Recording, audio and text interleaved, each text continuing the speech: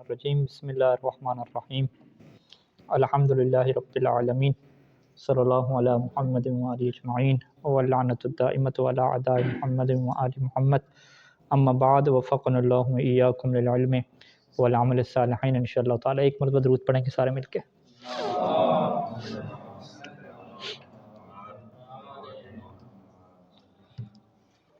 اچھا جی، اجتہاد کے اوپر جو اعتراضات ہیں ان اعتراضات میں سے ایک اعتراض جو ہے وہ کتاب الکافی سے پہلی جو جلد ہے اصول الکافی کی، وہاں سے ایک باب باندھا مرحوم کلینی نے، باب البدع والرأی والمقاییس سے، ٹھیک ہے جی۔ اصل بنیادی نقطہ ادھر ہی رہے گا، یعنی ابھی تک جو لوگ بھی آپ سے بحث کریں گے اجتہاد کی مخالفت میں، ان کے ذہن میں یہی بات بیٹھی ہوئی ہے کہ اجتہاد کیا ہے؟ رائے کا نام ہے، قیاس کا نام ہے، ٹھیک ہے۔ اس میں کیا ہوتی ہے؟ بدعت ایک ایسا حکم ہوتا ہے کہ جس کو جو ہے وہ ارشاد نہیں فرمایا اللہ نے اور اللہ کے رسول اور اہل بیت علیہ السلام، ایک نئی چیز ہوتی ہے۔ اب یہاں پہ جو ہے وہ مرحوم کلینی نے یہ باب باندھا، باب البدع والرأی والمقاییس، اس کے اندر وہ روایات لے کر آئے کہ جس میں قیاس کی کیا ہوتی ہے؟ مذمت ہوتی ہے۔ اس میں ایک لفظ استعمال ہوتا ہے ناظرہ۔ ناظرہ کیا ہوتا ہے؟ غور و فکر کرنا، ٹھیک ہے، کہ کسی بھی چیز میں غور و فکر کر کے شرعی حکم کو نکالنا۔ نظر وہی استنباط کے کیا معنی میں ہے؟ تو یہ نظر اور جو استنباط ہے یہ بھی دو طرح کی ہوتی ہے، ٹھیک ہے۔ ایک دفعہ جو آپ نظر اور استنباط کرتے ہیں وہ ظنی ہوتی ہے، یعنی وہ غور و فکر کرنے کا جو آپ کا معیار ہوتا ہے وہ معیار ایک ایسا ہوتا ہے کہ جس میں آپ اپنی ذاتی رائے کو اور ذاتی جو آپ کا رجحان ہے کسی چیز کو اچھا لگنا، اس کو کیا آپ اندر شامل کر رہے ہوتے ہیں۔ تو یہ والی جو نظر ہے اور یہ والا جو استنباط ہے جو قیاس کہلاتا ہے یا استحسان کہلاتا ہے یا ذاتی رائے کہلاتی ہے، اس سے جو ہے وہ اہل بیت علیہ السلام نے کیا روکا ہے۔ جبکہ جو دوسرا استنباط ہے اور دوسرا جو نظر و فکر ہے کہ جس میں اہل بیت کے کلام کے اوپر آپ ٹھہر جاتے ہیں، اگر انہوں نے کوئی کلی قانون عطا کیا تو وہاں سے آپ چیز نکالیں گے، وگرنہ آپ اپنی طرف سے کچھ نہیں بنائیں گے، اور نہ ہی دو چیزوں کو جوڑ کے اور جو آپ کو ایک جیسی لگیں گی آپ حکم شرعی بھی نہیں بنائیں گے۔ تو وہ کیا ہوتا ہے؟ استنباط شرعی ہوتا ہے، استنباط ظنی اور ممنوع نہیں ہوتا، بلکہ اسے روایات میں کیا تعبیر کیا گیا؟ تفریع سے کیا تعبیر کیا گیا؟ تفریع یعنی فروعات کیا نکالنا۔ کلی احکام ہوں گے، اہل بیت علیہ السلام کلی قوانین دیں گے، قیامت تک جو بھی آپ کو مسائل پیش آئیں گے جدید قسم کے مسائل، آپ وہاں سے کلیات کو اپلائی کر کے وہ کیا نکالیں گے۔ تو اب یہاں پہ جو اجتہاد کے مخالفین ہوتے ہیں وہ ایسی روایات کو لے کر آتے ہیں جو قیاس کی مذمت میں اور جس میں لفظ نظرہ یا استنبط استعمال ہوا، اور وہ چونکہ نظرہ کا لفظ استعمال ہو رہا ہے کس کی مذمت میں؟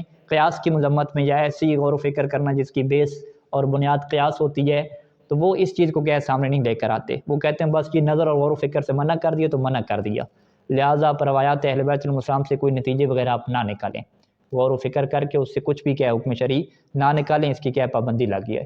ایسے ہی ہے جیسے وہ اجتہاد کے لفظ کی روایات دیکھیں، وہ جی امام نے اجتہاد کی مذمت کر دی۔ اب وہ اجتہاد کے کون سی اجتہاد کی مذمت کی ہے؟ ذاتی رائے والا اجتہاد یا اللہ کی اطاعت میں آگے جانے والا اجتہاد؟ وہ ان چیزوں کو کیا نہیں دیکھتے، بس لفظ اجتہاد آ گیا، مذمت آ گئی تو ہر قسم کی مذمت۔ بالکل ایسی جیسے لفظ زن کی مذمت آ جائے تو وہ نہیں دیکھتے کہ یہاں پہ زن کس معنی میں ہے اور کون سی زن کی مذمت ہے اور کون سی زن کی مذمت نہیں ہے۔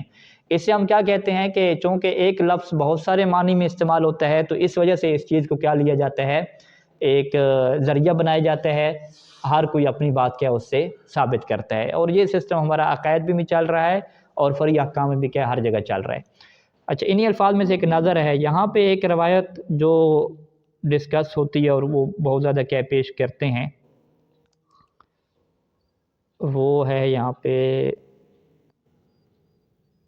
ہاں ابو بصیر کے 11 نمبر کیا یہ روایت ہے، ٹھیک ہے جی، یہ والی روایت۔ اچھا، وہ کہتا ہے امام علیہ السلام سے کہ تارد علینا اشیاء، کہ ہمارے اوپر بعض کا ایسے حالات پیش آتے ہیں اور بہت ساری چیزیں پیش آ جاتی ہیں کہ لیس نعرفها فی کتاب اللہ ولا سنت، نہ ہی ہم انہیں جو ہے وہ کتاب میں جانتے ہیں اور نہ ہی کیا سنت میں دیکھتے ہیں۔ یعنی ایسا سوال آیا کہ کوئی قرآن مجید کی آیت بھی اس کے اوپر نہیں ہے، کوئی جی روایت وغیرہ بھی نہیں ہے۔ اب ہم کیا کرتے ہیں جی؟ فننظر فیہا، اب ہم اس میں کیا ہے جی؟ نظر کرنا اور غور و فکر کرنا کیا ہے؟ شروع کرتے ہیں۔ تو کیا یہ چیز درست ہے؟ ٹھیک ہے، تو امام نے فرمایا لا، دیکھیں یہ بات کیا درست نہیں ہے، یعنی یہ جو تم غور و فکر کر رہے ہو نا یہ کیا درست نہیں ہے۔ آگے پھر کیا امام نے فرمایا، اما انک ان اصبت، اگر تم نے غور و فکر کی اور واقع تک پہنچ گئے لم تو اجر نہیں ملے گا، اور اگر وہ غلط نکل آیا کام تو ایسا نہیں ہے کہ تم جو ہے وہ معاف ہو جاؤ گے، تمہاری معافی ہو جائے گی، نہیں، بلکہ کذبت اللہ عز و جل، غلط نکل آیا تو تم کاذب بن جاؤ گے کہ تم نے جھوٹ بولا اللہ کے اوپر، اور جو بندہ کاذب ہو، جھوٹ ہو اور اسے ٹھیک بھی ہو جائے تو کوئی اجر نہ ملے تو یہ چیز کیا ہوتی ہے، ممنوع ہوتی ہے۔ لہٰذا انہوں نے کیا نتیجہ نکالا کہ بھئی ابو بصیر نے آ کے امام علیہ السلام سے کہا کہ ہم جی غور و فکر کرنا چاہتے ہیں، ہمیں اس چیز کی پرمیشن دی جائے، تو امام نے کیا اس چیز کو منع کر دیا، ٹھیک ہے، فناظر، تو یہاں پہ وہ لفظ ناظرہ کو کس معنی میں لیتے ہیں، فننظر فیہا کو، یعنی غور و فکر کرنا اور استنباط کرنا۔ تو پس ان کا نتیجہ یعنی ہم ان سے پوچھیں گے پھر آپ کی کیا مطلب ہے، اگر روایت میں جو فرض کریں موبائل کے ذکر نہیں ہے، موبائل استعمال کرنا جائز ہے جائز نہیں ہے، اب آپ نے قرآن مجید میں بھی دیکھا، سنت میں دیکھا، موبائل کے وہاں پہ ذکر نہیں تھا، اب کیا کریں، یہ موبائل استعمال کریں یا نہ کریں، کیا فتویٰ دیں گے، کچھ نہ کچھ فتویٰ تو دیں گے، روایت میں تو آیا نہیں ہے، اب غور و فکر ہی کریں گے نا، غور و فکر کریں گے کہ جی کچھ کلی قوانین ایسے ہوتے ہیں کہ ہر وہ چیز جس کے ہم نے حرام ہونے کا آپ کو نہ بتایا وہ حلال ہے، یا کوئی ایسی چیزیں کہ جس سے جی فساد خطرہ نہ ہو، اس طرح کے کلی آپ قواعد لے کریں گے تو غور و فکر تو ہوگا بالآخر، آپ قیاس نہیں کر سکتے۔ اچھا، اسی طرح کے سوال، اسی طرح کے جو روایات ہیں وہ دیگر بھی ہیں کہ جس میں جو ہے وہ باقاعدہ جو ہے وہ نظرہ کا لفظ استعمال ہوا قیاس کے معنی میں، جیسے یہ اوپر روایت ہے محمد بن حکیم کی، ٹھیک ہے، اب یہ اس چیز کو کیا واضح کرے گا، یہ بھی کہتا ہے کہ فربما ورد علینا شیء لم یأتنا فیہ عنک ولا عن آبائک شیء، کہ کوئی ایسی چیز ہمارے پاس آ جاتی ہے کہ لم یأتنا فیہ عنک ولا عن آبائک شیء، کہ اس کے متعلق جو ہے وہ کوئی روایت نہیں آئی، نہ آپ نے کچھ بیان کیا ہوتا ہے اور نہ ہی کیا ہے آپ کے آبا نے بیان کیا ہوتا ہے۔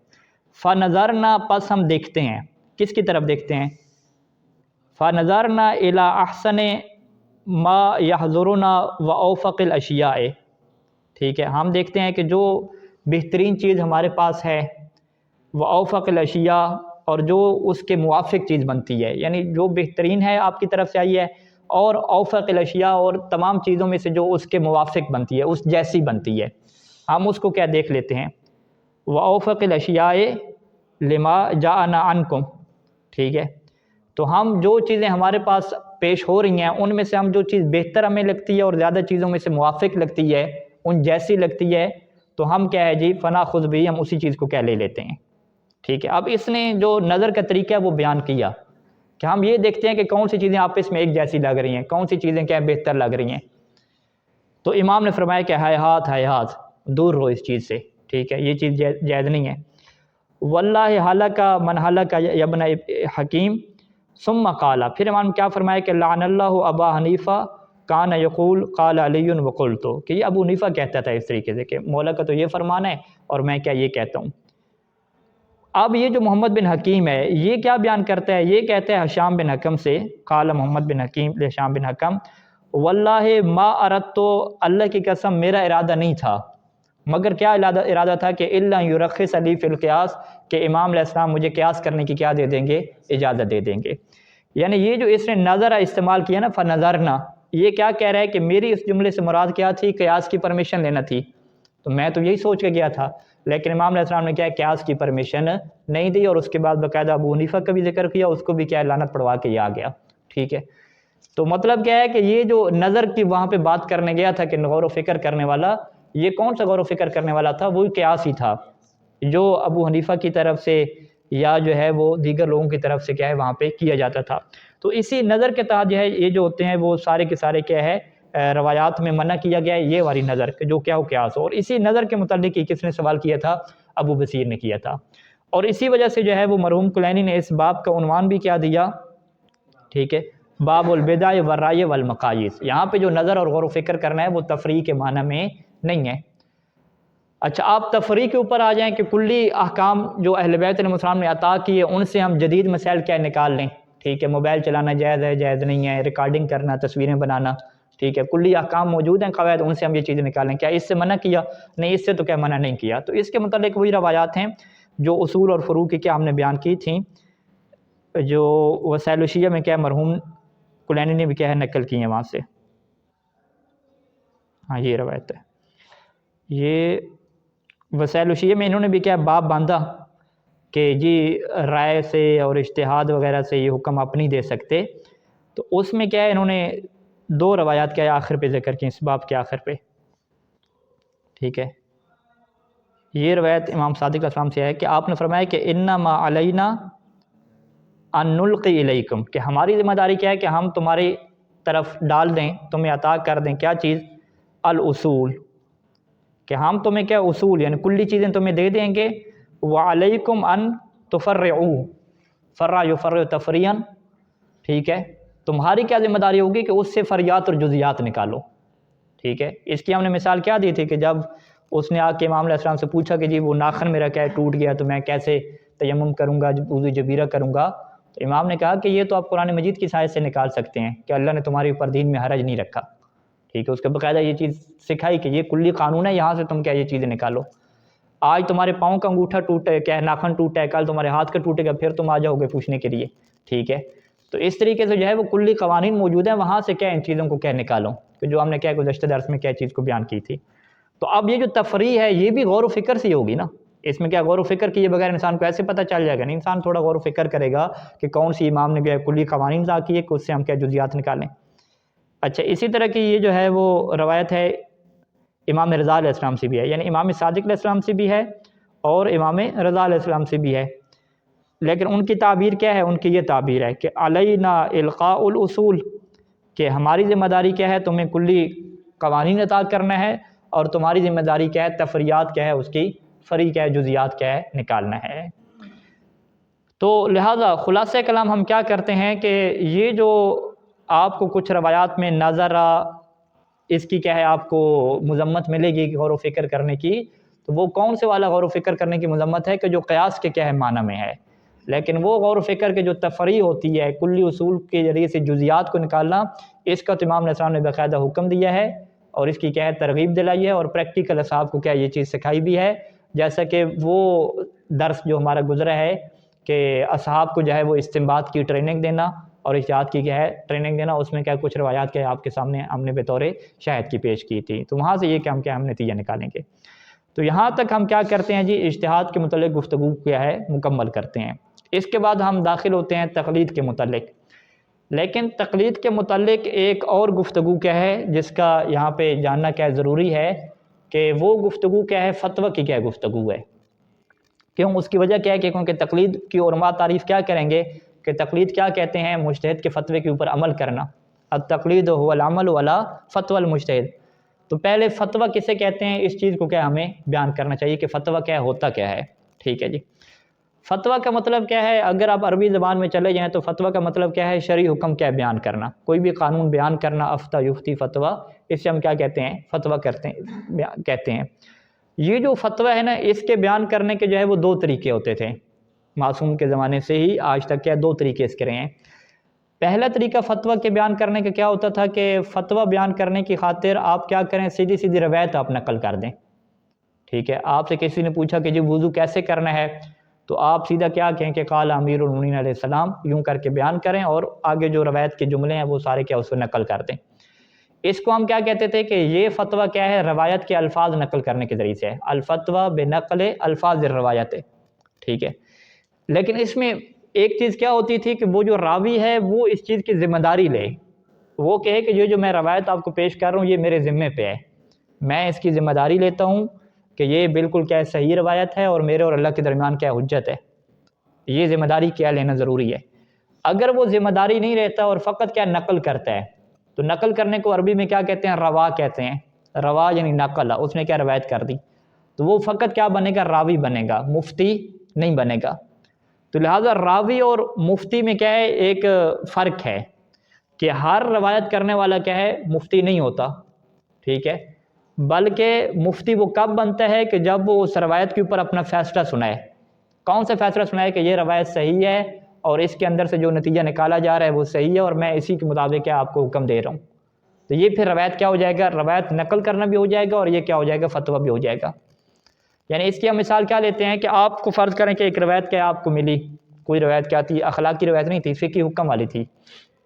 فرض کریں کہ ایک آپ کو روایت ملی کہ جی وہ انڈا کہ جس کے دونوں کنارے کیا برابر نہیں ہوتے، وہ انڈا کہ جس کے دونوں کنارے کیا ہوں برابر ہوں، بالکل ایک جیسے ہوں، ٹھیک ہے، گول مٹول یا بالکل برابر ہوں دونوں کنارے، مرغی کی طرح نہ ہو کہ ایک کنارہ چھوٹا اور ایک کیا بڑا۔ یہ آپ کو روایت ملی کہ وہ انڈا کہ جس کے دونوں کنارے کیا ہوں برابر ہوں، اس کا کھانا کیا حرام ہے۔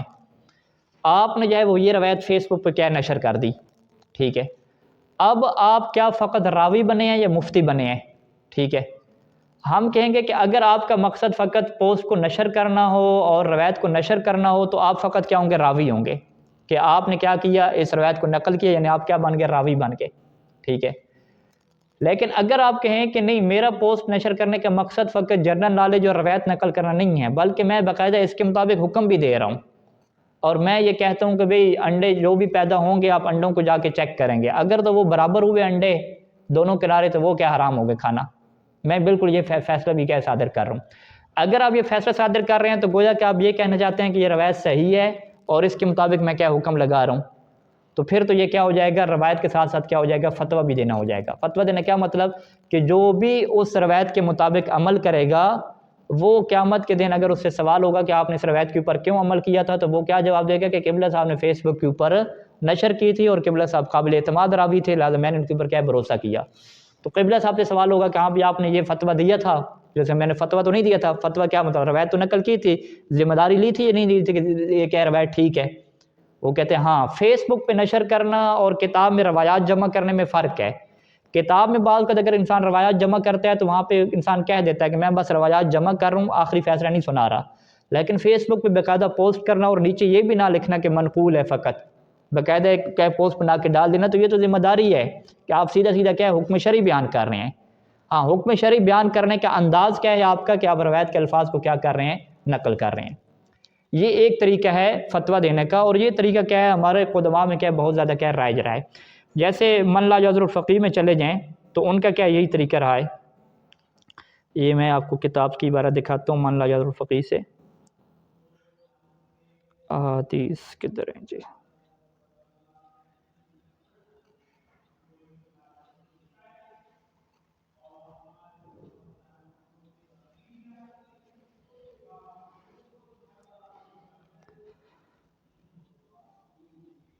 یہاں پہ آپ شیخ صدوق علیہ رحمہ کو دیکھیں گے کہ وہ کیا کہنا چاہتے ہیں، ٹھیک ہے جی۔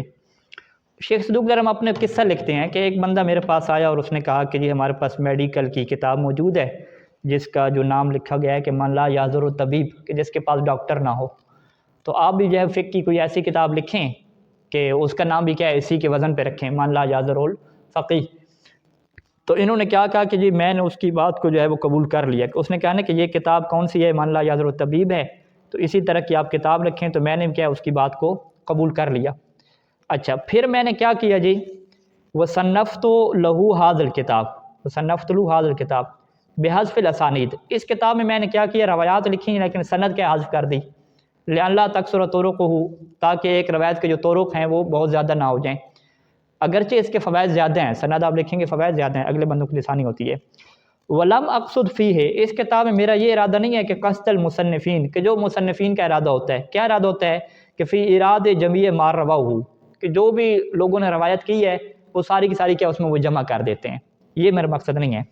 بل قصدت الی ارادہا، بلکہ میں نے یہ ارادہ کیا ہے کہ الی ارادہا، کہ ان روایات کو میں لکھوں گا کہ افتی بہی، کہ جن روایات کے مطابق میں فتویٰ دیتا ہوں، وہ احکم بصحتہ، اور ان روایات کے صحیح ہونے کو حکم لگاتا ہوں، وہ اعتقد فیہ، اور ان کے بارے میں یقین رکھتا ہوں کہ انہ حجت فیما بینی و بین ربی، کہ یہ چیزیں کیا ہوں گی، حجت ہوں گی میرے اور میرے اللہ کے درمیان۔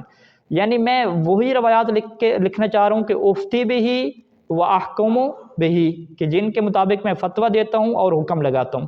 یعنی فقط میں یہاں پہ راوی نہیں مان رہا کہ میں کیا آپ تک روایات نقل کر رہا ہوں، نہیں، بلکہ باقاعدہ میں یہاں پہ کیا بنوں گا، مفتی بنوں گا، اور آپ کو حکم لگا کے دوں گا کہ یہ والی روایت جو میں نے ابھی کتاب میں لکھی ہے یہ 100% کیا میرے نزدیک اوکے ہے، اور یہ میرے اور اللہ کے درمیان حجت ہے، اور میں اس کے صحیح ہونے کا کیا لگاتا ہوں، حکم لگاتا ہوں۔ تو لہٰذا من لا یعذر الفقیہ کتاب کو کیا کہتے ہیں کہ اس میں 2 in 1 ہمیں چیزیں مل گئیں، ایک ہمیں اس میں روایت بھی مل گئی، اور روایت کے ساتھ ساتھ کیا ہے، شیخ صدوق علیہ رحمہ کے فتاوی بھی مل گئے، ٹھیک ہے۔ اب اس کے بعد آپ ان کی کتاب میں چلیں گے تو انہوں نے یہی کیا، مثال کے طور پہ باب المیاہ، انہوں نے پانی کے کیا ہے باب لکھا، ٹھیک ہے۔ انہوں نے کیسے شروع کیا، یوں شروع کیا ان اللہ تبارک و تعالی یقول، ٹھیک ہے، اوپر قرآن مجید کی آیت لکھی وانزلنا من السماء طہورا، نیچے کیا ہے ایک اور آیت لکھی، پھر تیسری آیت لکھی، 3 آیتیں لکھنے کے بعد یہ فتویٰ دیا۔ فتویٰ کیا دیا کہ اصل الماء کلہ من السماء وهو طہور کلہ، کہ آسمان سے جو بھی پانی آئے گا وہ سارے کا سارا پاک ہوگا۔ ماء البحر طہور، سمندروں کا سارا پانی پاک ہوگا۔ ماء البئر طہور، ٹھیک ہے، یہ فتویٰ دے دیا۔ یہ فتویٰ کیسے دیا؟ اوپر آیات لکھ کے وہاں سے کیا یہ فتویٰ نکالا۔ اب کسی آیت کے اندر جو ہے وہ اس طرح کا لفظ نہیں لکھا ہوا کہ جی ماء البئر جو ہے وہ طاہر، یعنی اوپر آپ آیات دیکھیں، روایات پہ نہیں آیات دیکھیں، وہاں پہ کہاں پہ لکھا ہوا ہے آیات میں کہ جو کنویں کا پانی پاک ہے، ٹھیک ہے، تو انہوں نے وہاں سے کیا تفریق کیا۔ وہاں تو یہی بات تھی کہ ہم نے آسمان سے پانی نازل کیا، پانی تمہارے پاس موجود ہے، پانی پاک ہے، تو وہاں سے انہوں نے نکالا کہ کنویں کا پانی بھی کیا ہے، پاک ہے، زمین کھودیں گے وہ بھی نکلے گا تو پاک ہے، ٹھیک ہے، یہ فتویٰ ہو گیا۔ اس کے بعد کیا ہے، امام علیہ السلام کی یہ حدیث لکھی کل ماء طاہر الا ما علمت انہ قاذر، ٹھیک ہے، دوسری حدیث لکھی، پھر کیا نیچے اپنا فتویٰ کیا لکھنا شروع کر دیا، فمتى وجدت ماء، کوئی آپ کو پانی ملتا ہے اور آپ کو نہیں پتہ اس کی نجاست کا، تو آپ اس سے کیا وضو کر لیں، اسے پی بھی لیں، ٹھیک ہے، یہ سارا کیا فتویٰ چل رہا ہے۔ پھر آگے کور کی بات لکھی، کور کی کوئی روایت ابھی تک نہیں لکھی، پہلے کیا فتویٰ دے دیا کور کسے کہتے ہیں، تو ان کا سارا چکر ایسے ہی چلے گا، ایک ادھی روایت نیچے فتوے، روایت کیا ہے فتوے، ٹھیک ہے۔ تو من لا یعذر الفقیہ جو کتاب کتب اربعہ میں فقط کیا روایات نہیں ہیں، یہ شیخ سعدی رحمہ کے فتاوی بھی ہیں، اور کبھی یہ فتاوی کیا ہے الفاظ کی شکل میں دے دیں گے، روایت نہیں دیں گے، اور کبھی کیا فقط روایت دیں گے، لیکن چونکہ اس روایت کو صحیح سمجھتے ہیں تو اسی کو کیا سمجھا جائے گا، فتویٰ سمجھا جائے گا۔ تو یہ کیا ہوتا ہے، فتوے کا طریقہ ہوتا ہے کہ فتویٰ کیسے دیا جاتا ہے، روایت کے نقل کرنے کے ذریعے سے، اور اس کی ذمہ داری کیا لی جاتی ہے۔ دوسرا طریقہ فتوے کا جو یہاں پہ کتاب میں ملتا ہے کہ روایت نقل نہ بھی کریں، سیدھا سیدھا کیا ہے، آپ کہہ دیں کہ القر ما یکون ثلاثۃ اشبار طولا، کہ قر کسے کہتے ہیں کہ 3 بالش کیا ہے جس کی کیا اتنی مقدار ہو، یہ بھی کیا ہوتا ہے، فتویٰ ہوتا ہے۔ تو یہ فتویٰ بھی ہے، لیکن یہ فتویٰ بھی روایات کی روشنی میں ہے، ٹھیک ہے، اگرچہ یہاں پہ روایت نقل کریں یا روایت نقل نہ کریں۔ تو متقدمین میں ہمیں فتویٰ دینے کے 2 طریقے کیا نظر آتے ہیں، یا تو فتویٰ روایت نقل کرنے کے ذریعے سے ہوتا ہے، یا روایت کو چھوڑ کے جو روایت سے انہوں نے سمجھا ہوتا ہے اسی چیز کو کیا بیان کر دیتے ہیں۔ اور ہمارے پاس جو بھی توضیح المسائل اور یہ نظام چل رہا ہے، یہ فتویٰ کی کیا دوسری قسم ہے، جس میں روایت کو، دلیل کو، سب چیزوں کو کیا ہے ختم کر دیا جاتا ہے، سیدھا سیدھا جو حکم شرعی ہے اسے کیا ہے لکھ دیا جاتا ہے۔ تو انشاءاللہ اگلی گفتگو میں ہم آپ کو کتابیں دکھائیں گے کہ اہل بیت علیہ السلام کے زمانے میں 2 فتوے کی ہمیں مثالیں کیسے ملتی ہیں، کیا زرارہ نے کوئی روایت سے ہٹ کے کوئی فتوے دیے ہیں یا نہیں دیے۔ اب ہم آپ کو زرارہ کے فتاویٰ دکھائیں گے، فضل بن شاذان کے فتاویٰ دکھائیں گے، اور پھر متقدمین کی فتاویٰ کی کتب دکھائیں گے، شیخ صدوق کی، شیخ طوسی کی، اور احادیث کی کتابیں الگ سے دکھائیں گے، کہ جہاں سے یہ بات کیا ہوگی، واضح ہوگی کہ فتویٰ کی کیا ہوتی ہیں، 2 قسمیں ہوتی ہیں اور 2 طریقے ہوتے ہیں۔ صلی اللہ علی محمد و آلہ اجمعین۔